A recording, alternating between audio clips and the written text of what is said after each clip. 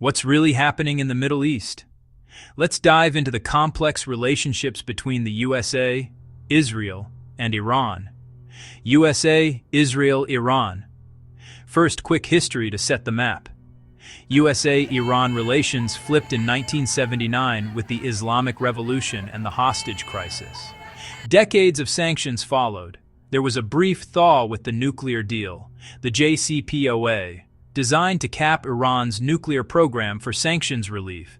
The deal unraveled, sanctions tightened, mistrust deepened. Israel-Iran?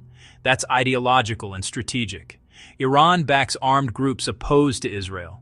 Israel sees Iran's missile ambitions. Israel sees Iran's nuclear ambitions. Meanwhile, the USA-Israel alliance is tight: intelligence, military tech, diplomatic backing. Now the current moment.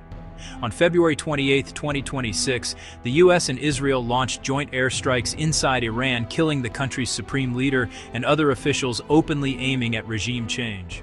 Israel said it hit 500 targets, roughly 200 jets, dropping over 1,200 bombs in 24 hours.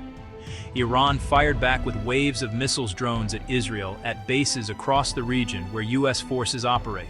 Claiming at least 27 sites, US Central Command says American forces have struck more than 3,000 targets in Iran since Saturday. Inside Iran, Mojtaba Khamenei was named the new supreme leader by the Assembly of Experts. Zooming out, the pressure was building. Iran's economy was already spiraling. Currency in free-fall, new sanctions, protests spreading into early 2026, and a brutal crackdown. Diplomatic off-ramps faltered. Indirect nuclear talks in February broke down over enrichment missiles, timing of sanctions relief.